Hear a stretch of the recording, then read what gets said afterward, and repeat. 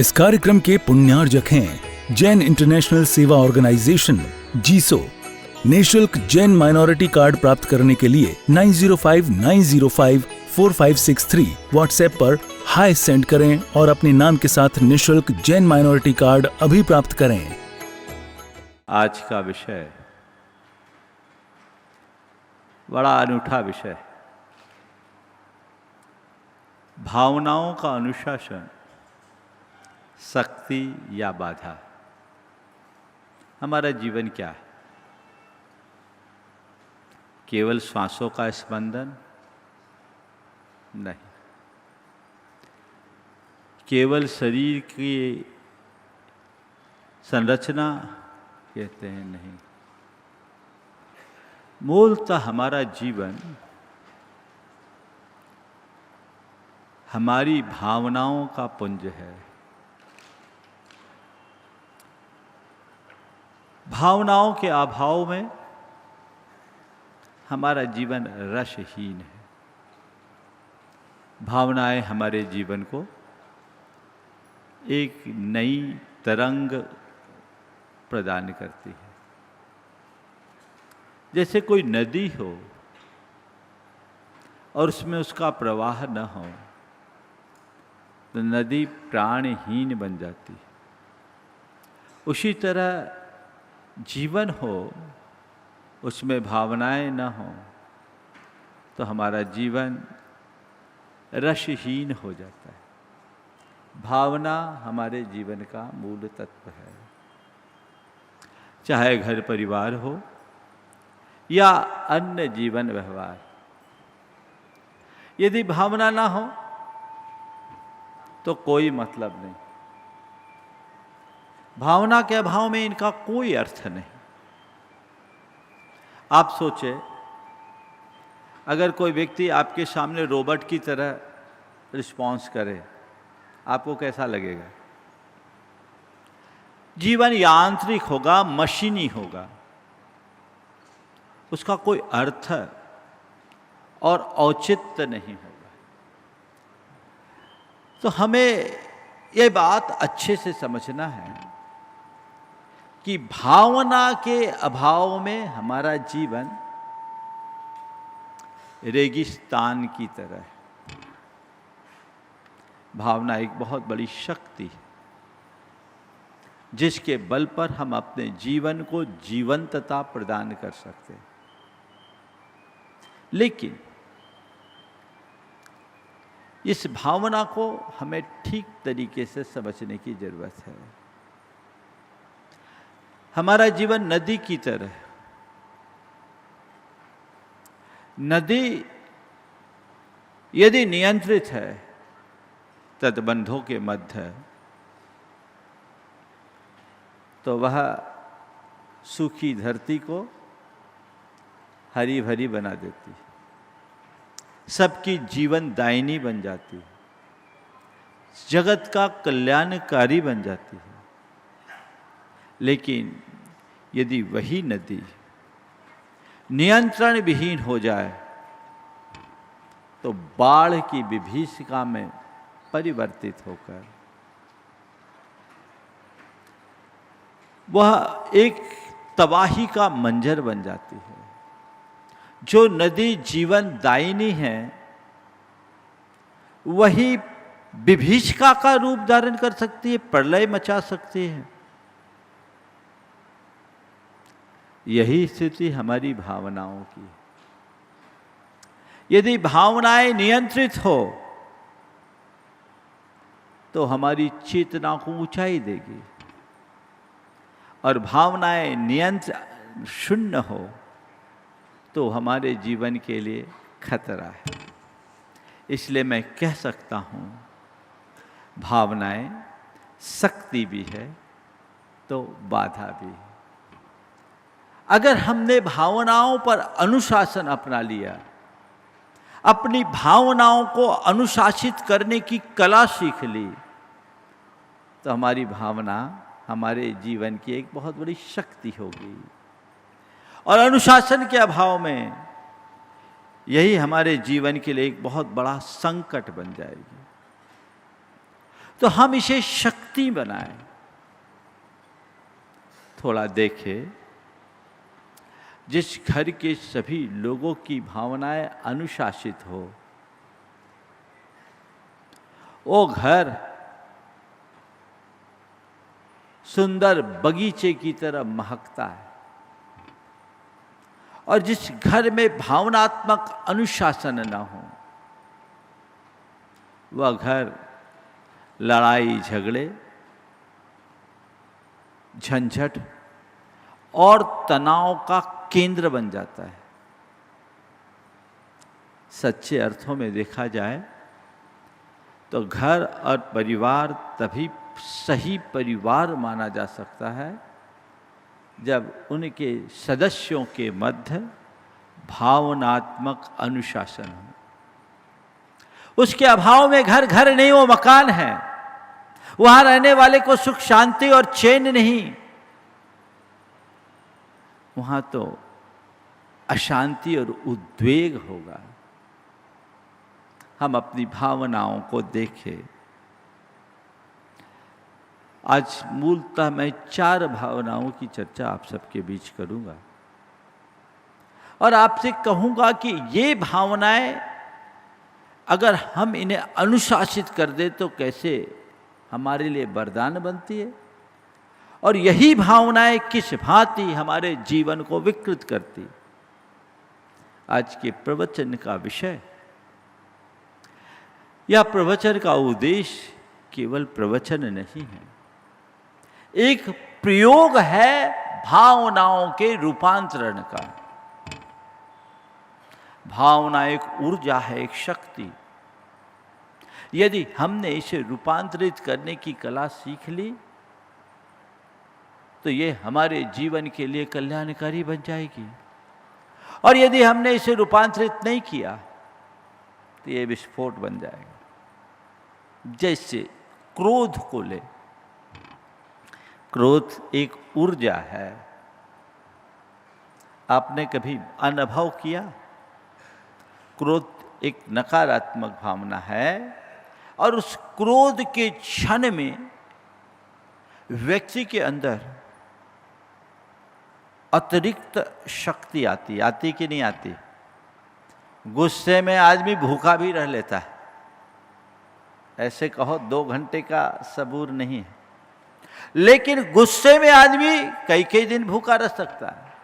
गुस्से के आवेग में मनुष्य वह काम भी कर लेता है जो साधारण स्थिति में करने में वह अक्षम है ना? तो ये तो हमने समझ लिया कि क्रोध भी एक ऊर्जा है, लेकिन हमने क्या किया? क्रोध को परिस्थितिवश दबा दिया। अब वो क्रोध की ऊर्जा दब तो गई, नष्ट नहीं हुई।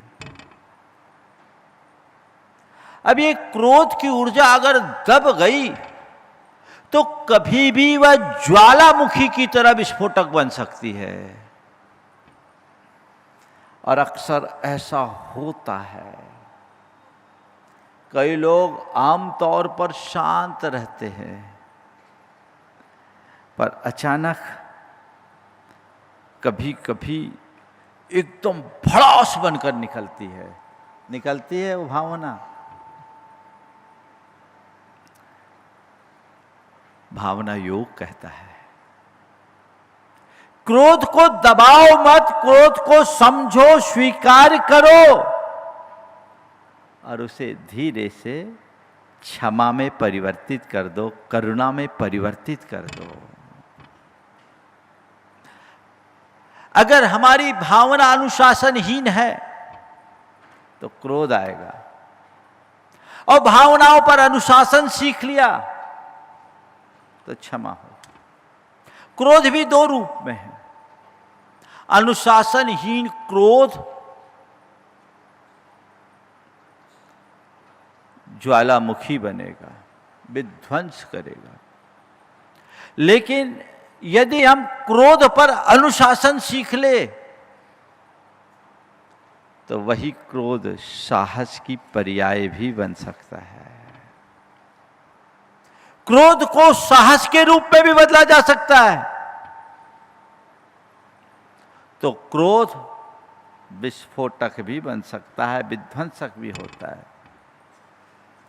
अगर हमने अपने क्रोध को सही दिशा दी, वो उपलब्धि बनेगा, और क्रोध को नकारात्मक दिशा में ले गए, वो विध्वंसक हो जाएगा। जीवन की धारा को बाढ़ में परिवर्तित मत होने दो, उस पर बांध बनाकर उस धारा से बिजली उत्पन्न करने का रास्ता देखो। उससे बिजली बनाया जा सकता है। अपनी संपूर्ण ऊर्जा को यदि हम सकारात्मक दिशा देते हैं तो उससे हमारे जीवन में एक नए रूपांतरण की शुरुआत होती है। क्रोध को साहस में परिवर्तित कर सकते हैं। अनुशासन, हम पौराणिक प्रसंगों को देखें। नकारात्मक क्रोध और क्रोध का अनुशासन जीवन में कैसा बदलाव लाता है। हम लोग एक कहते हैं कि क्रोध हमारे सोचने समझने की शक्ति को लील जाता है, कहते हैं ना। कहा जाता है कि क्रोध में मनुष्य की आंखें बंद हो जाती है और मुंह खुल जाता है, अर्थात वो क्या बोलता है क्या नहीं बोलता, उसकी सोच समझ सब खत्म हो जाती है। दो उदाहरण हमारे सामने हैं। एक उदाहरण महाभारत का, दूसरा उदाहरण रामायण का। द्रौपदी के वचन सुनकर दुर्योधन को क्रोध आया। अंधे को अंधे ही होते हैं, ठीक, इस शब्द था। दुर्योधन ने इन शब्दों को सुना, उस वक्त कोई प्रतिक्रिया नहीं की, पर अपने क्रोध को दबा लिया, और यही क्रोध महाभारत का कारण बना। हम सब जानते हैं, उस क्रोध ने द्रौपदी का चीरहरण करवा दिया, ठीक। दूसरी तरफ सीता हरण के बाद रामचंद्र जी को भी क्रोध आया ना, लेकिन ये क्रोध अनुशासित था, जो उन्हें रचनात्मक दिशा में ले गया। उन्होंने युद्ध लड़ा विवेक के साथ। उनका उद्देश्य रावण के राज्य को प्राप्त करने का नहीं था। उनका उद्देश्य रावण के राज्य को प्राप्त करने का नहीं था। उनका उद्देश्य सीता के गौरव और गरिमा को बचाने का था। अंत तक उन्होंने एक ही बात कही कि दशानन, मुझे तुमसे कोई वैर नहीं, तुम सीता को लौटा दो। लेकिन रावण तो अपने अभिमान में अंधा था।